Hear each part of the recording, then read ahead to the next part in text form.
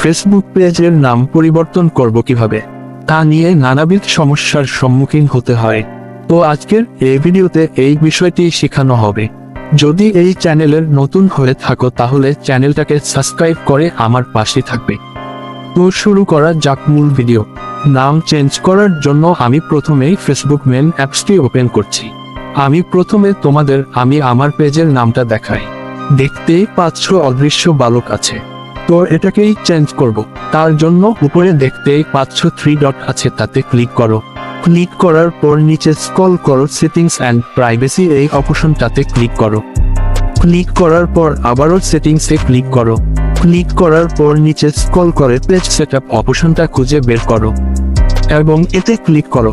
Click করার পর উপরে দেখো নেম নামে অপশন আছে, তাতে ক্লিক করো। ক্লিক করার পর তোমার পেজের আগের নাম দেখতে পাবে। তুমি এটা কেটে নতুন নাম দাও। আমিও দিচ্ছি, দেখতেই পাচ্ছ। দেওয়ার পর রিভিউ চেঞ্জে ক্লিক করো। তারপর এখন দেখতেই পাচ্ছ তোমার পেজের আগের নাম ও নতুন নাম সব ঠিক থাকলে সাবমিট দিস অ্যাপ্রুভে ক্লিক করো। ক্লিক করার পরে ব্যাক যাও। এখন তোমাদের দেখাবো নাম কি চেঞ্জ হয়েছে কিনা। তা দেখানোর জন্য আমি আবারও প্রোফাইলে ক্লিক করছি।